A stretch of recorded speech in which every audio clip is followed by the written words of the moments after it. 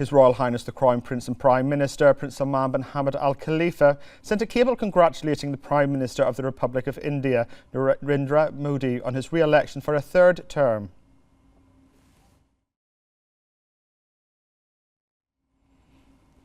In a statement on Gulf Youth Day, His Majesty's Representative for Humanitarian Affairs and Youth Affairs, His Highness Sheikh Nasser bin Hamad Al Khalifa, emphasised that the Gulf Youth Day was aligned with the vision of His Majesty King Hamad bin Isa Al Khalifa and the leaders of the Gulf Cooperation Council, the GCC countries, to maximise support for GCC youth. His Highness said that the vision also prioritises empowering youth, instilling hope and creating opportunities for them to develop their skills to lead the future in their countries. His Highness Sheikh Nasser highlighted that Gulf Youth Day aims to strengthen a joint Gulf action towards youth by unifying ideas and visions through an integrated methodology. The day also focuses on supporting and qualifying a generation of young people by leveraging education and knowledge, as well as the best expertise and skills. His Highness said that the GCC leaders' directives to invest in youth have created a sense of security and confidence among young people, orientating them towards active participation in the Gulf countries' development process. His Highness Sheikh Nasser emphasised that youth in the GCC countries are very capable and have gained skills and knowledge from the well-designed programmes and initiatives offered to them. His Highness highlighted that the youth would play a crucial role in helping the GCC countries to further develop and grow in the future, and that they will continue to contribute to the sustainability and progress of various sectors. His Highness Sheikh Nasser said that Gulf Youth Day promotes unity and solidarity among GCC countries towards their youth. His Highness said that Gulf youth share the same aspirations and goals. He pledged to continue supporting and empowering the youth, giving them the opportunity to realise their dreams and contribute to the region's progress. The BDF Commander-in-Chief, Field Marshal Sheikh Khalifa bin Ahmed Al Khalifa, receiving the BDF's Hajj mission on the occasion of the departure to the Holy Lands in the presence of the Minister of Defence Affairs, Lieutenant General Abdullah bin Hassan Al Nuaimi. On the occasion, the BDF Commander-in-Chief welcomed the Hajj mission and conveyed to them the greetings of His Majesty King Hamad bin Isa Al Khalifa, the Supreme Commander of the Armed Forces, and of His Royal Highness the Crown Prince, Deputy Supreme Commander of the Armed Forces and Prime Minister Prince Salman bin Hamad Al Khalifa, wishing them success in performing their Hajj rituals. The BDF Commander-in-Chief affirmed that the 49th BDF Hajj mission comes in appreciation for the keenness of His Majesty the King to send a group of its members to perform the Hajj annually, in appreciation for their efforts in serving the nation with dedication. He noted the sacrifices of the martyrs, praying to Allah the Almighty to rest the souls in eternal peace, wishing the injured a speedy recovery. During the meeting, the BDF Commander-in-Chief provided the Hajj mission with guidance and advice, calling for adherence to the teachings of Islam. He hailed the facilitations provided by the Saudi government to the pilgrims to perform the rituals with ease, wishing the members of the mission a successful Hajj and wishing Bahrain and the Arab and Islamic nation many happy returns.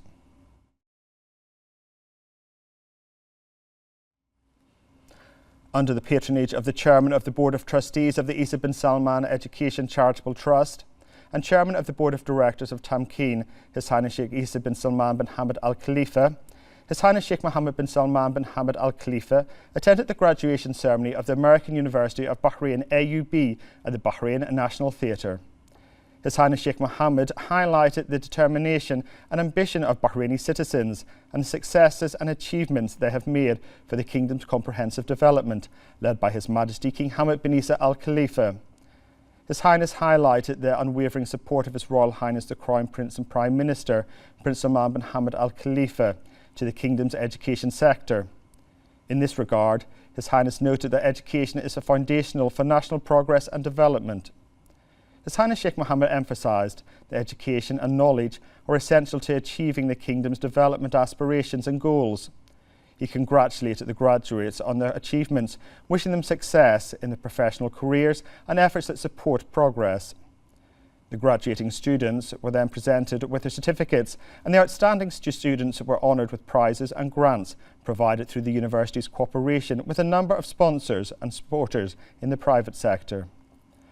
For his part, the President of AUB, Dr. Bradley J. Cook, expressed sincere thanks and gratitude for His Highness Sheikh Isa bin Salman's patronage of the university's second graduation ceremony. Dr. Cook also thanked His Highness Sheikh Mohammed bin Salman for attending the ceremony. The ceremony also witnessed the announcement of granting a number of graduates international training opportunities provided by Bahrain Mumtalakat Holding Company, Mumtalakat, the sovereign wealth fund of Bahrain, with the support of Tamkeen. The graduation ceremony was held for the second batch of undergraduate students and the first batch of graduate students from AUB.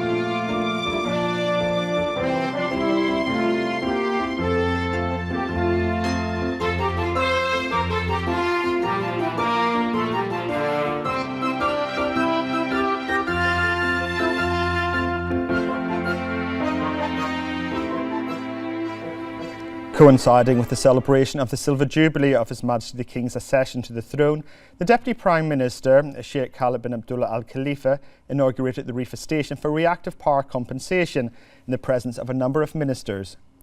The Deputy Prime Minister stressed that the reactive power compensation projects reflect Bahrain's keenness to secure the stability of the electrical network, to ensure the continuous, reliable, sustainable and vital service to all subscribers throughout the Kingdom, which comes in line with a comprehensive development process under the leadership of His Majesty the King and with the follow-up of His Royal Highness the Crown Prince and Prime Minister. The Deputy Prime Minister explained that the government attaches great importance to developing and modernising the infrastructure of the electrical network, which includes projects to operate at reactive power compensation stations, the first of its kind in the Kingdom, in order to increase production capacity and ensure that the network is strengthened with components that increase its efficiency and performance in the long term, with the use of advanced technological systems to manage and control them. Sheikh Khalid bin Abdullah listened to a briefing by the President of the Electrical and Water Authority, EWA, Kamal bin Ahmed Mohammed, on the project and its components. Then the Deputy Prime Minister unveiled the commemorative plaque marking its operation. The Deputy Prime Minister expressed his thanks to the EWA President and all its qualified national cadres for their appreciated efforts to improve government services in the electricity and water sectors, noting the specific projects implemented by the authority, which keep pace with developments and requirements and the positive growth of the national economy, as well as current and future needs. The EWA President expressed his sincere thanks and gratitude to the Deputy Prime Minister for inaugurating the station. The Deputy Prime Minister pointed out that the establishment of the station comes within the plan developed by the authority to develop and modernise electricity transmission networks within an integrated vision to implement station projects in Rifa, Manama and Hid.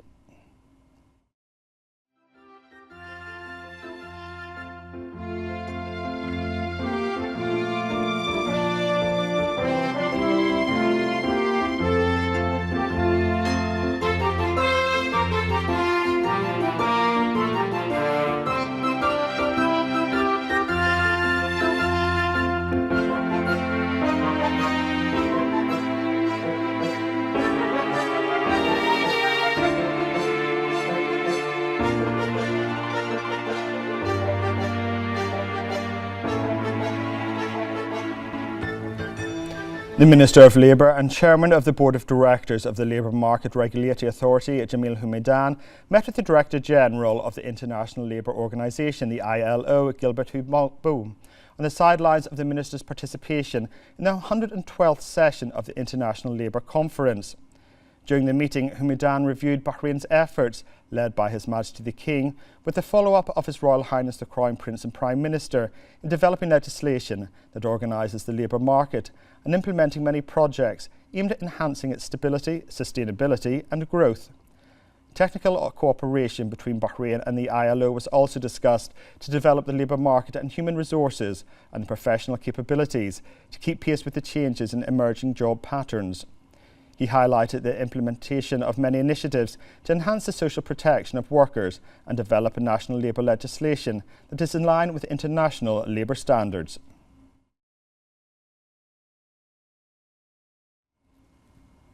The Minister of Health, Dr. Jalila Hassan, participated in the opening session of the second Gulf Vision Conference under the theme Health Challenges, held in the French capital, Paris, with the participation of a group of officials and decision makers from GCC countries and France. The Minister hailed the advanced level of relations and cooperation between Bahrain and France, in line with the Kingdom's vision of establishing sustainable cooperation to achieve development and experiences with various countries, particularly in the health sector, to achieve further excellence in the health system.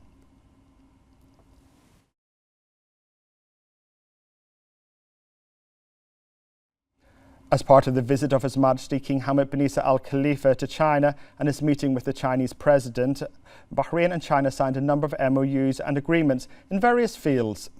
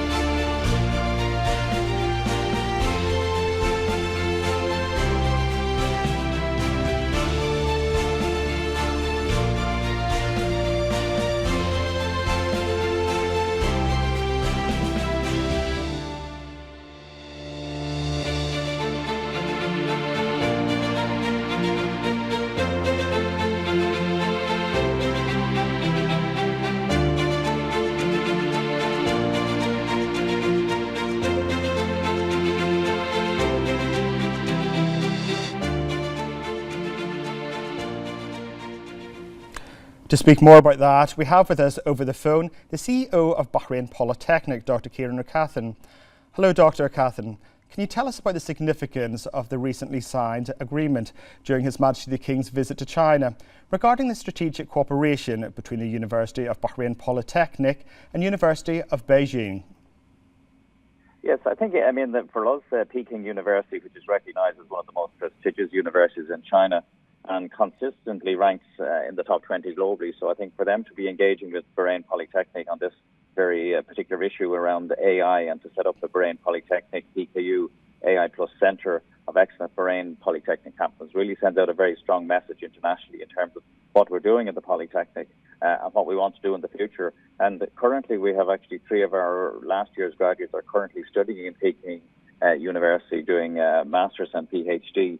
And I think it offers a great opportunity for us as an institution. But I think it also offers a great opportunity too for Bahrain in terms of when we have the new centre operational. The centre will provide, a comprehensive educational opportunities, including academic courses and training programs related to AI for Bahrain Polytechnic students and indeed the wider community within Bahrain. And additionally, it will also facilitate AI research projects between Peking University and Bahrain Polytechnic, promoting knowledge exchange and collaboration between our faculty members and students and researchers from indeed both institutions. This strategic collaboration holds immense potential for Bahrain as it will accelerate the indigenous development of AI in the country, and as it aligns very clearly with Bahrain Polytechnic's vision to drive innovation and contribute to the economic development of Bahrain. And Peking, as I said, the university are already hosting a number of our students, and we're hoping to see more of our students going to Peking, and indeed some of the Chinese students coming and spending time here in Bahrain on our programs. And the partnership, I suppose, between the 2 esteemed institutions serves as a testament to the power of international collaboration in fostering academic excellence and indeed driving innovation. And certainly our view would be that this will drive significant innovation here in Bahrain once the centre, as I said, is up and running, and we hope to have that up and running late this year or early into 2025. But the work has started now between the academic teams in terms of developing the themes that we're going to look at on the programme and starting the joint research approach. And that was the CEO of Bahrain Polytechnic, Dr. Kieran O'Cathan. Thank you for joining us. The Minister of Youth Affairs, Ran Tafiki, has stressed that Bahraini youth always receive the support of His Majesty the King and His Royal Highness the Crown Prince and Prime Minister to create the appropriate environment for Bahraini youth that will support them to achieve their aspirations and full potential, enhance the pioneering spirit and make them a role model for positive influence. The Minister of Youth Affairs said that Gulf Youth Day is an important occasion to celebrate the youth of Bahrain and emphasise the belief in their capabilities and to integrate them in decision making. The Kingdom's youth have proven that they are the most capable of drawing the future with their own vision of reality, with its positivity, and working to enhance it to overcome the surrounding challenges and develop appropriate solutions to them to constitute a beginning towards construction and modernisation.